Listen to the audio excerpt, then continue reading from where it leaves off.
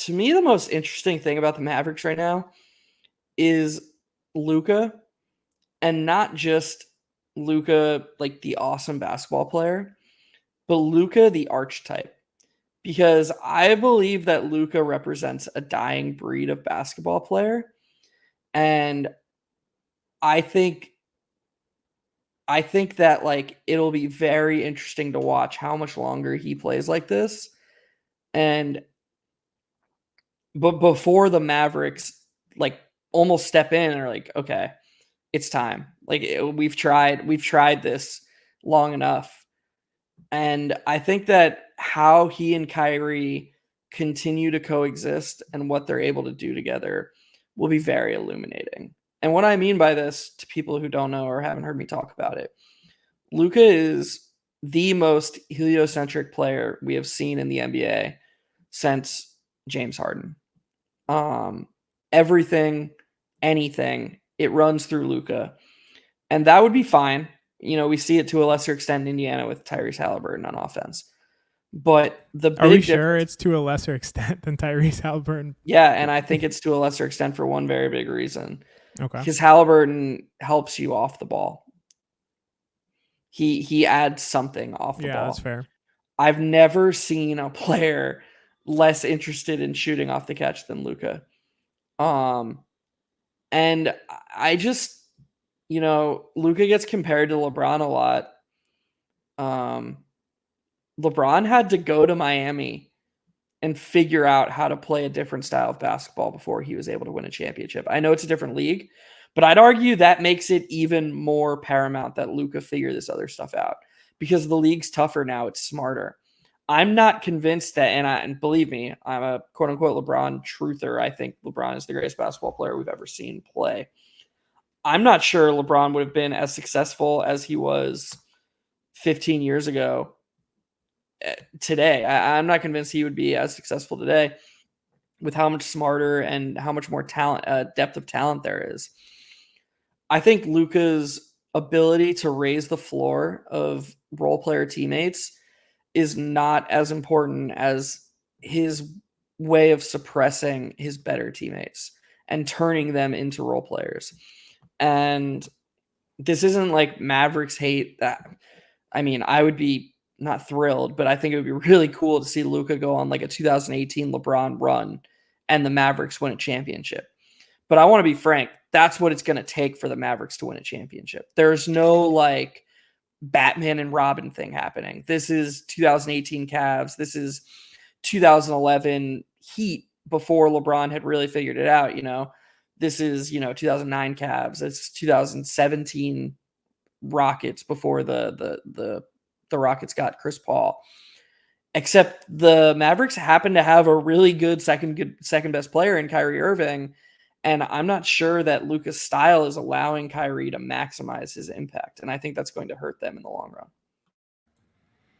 This is great because I don't really agree with you. I actually think Luka can win the way that he plays, and I totally hear your points. I just feel like heliocentrism can work, but I don't think the team builds have been great around these kinds of players. Like Kyrie Irving is not the right component for a Luka Doncic run offense and team.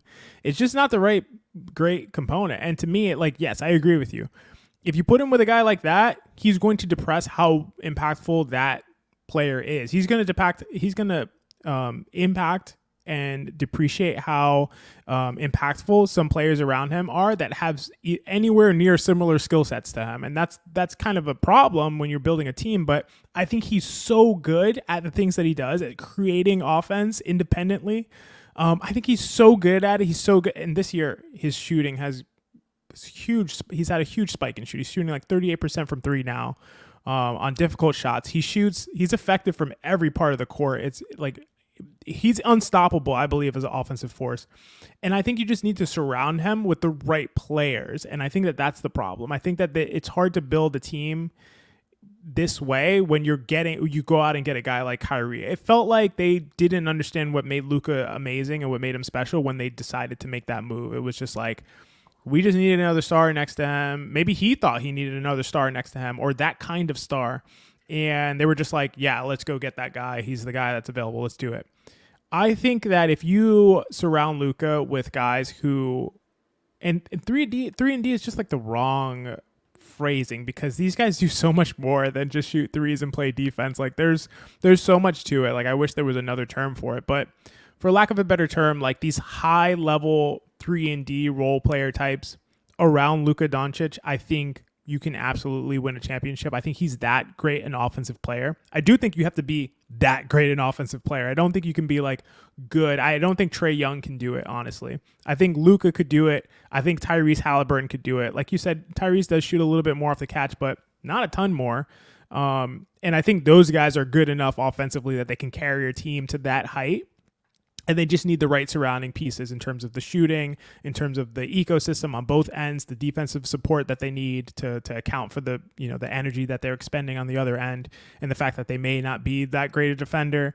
I actually think Luka's kind of good enough defensively that he with the right surrounding cast could go all the way. I don't really see it the same way that you do. I think that they just need the right component parts and have guys that playing off of him really enhances what their best traits are and emphasizes their best traits and attributes as opposed to I think any redundancy with those guys. Yes, I agree with you, but you just the team build becomes so much more crucial. Yeah, it'd be nice if they could find like a center who could shoot threes and protect the rim and pair him with Luka. I feel like that would work For really well. sure. Yeah. Oh yeah. Oh yeah. Oh Yeah. my gosh. If you had like Kristaps Porzingis. if That'd be no cool, no right? I was gonna No, he's not good enough. no Okay. no I was gonna say it's not just Kristaps. It's not just Kristaps because I think I knew where you were going with it when when you were saying it, but I think that you can have Porzingis, and I don't. They used him in a weird way, I would say, but you can have a Porzingis there, a guy like you said, a center who can protect the rim and shoot threes. Kristaps Porzingis, what did he shoot this year in Dallas? Because I don't know. Maybe I'm wrong. Maybe I'm not misread.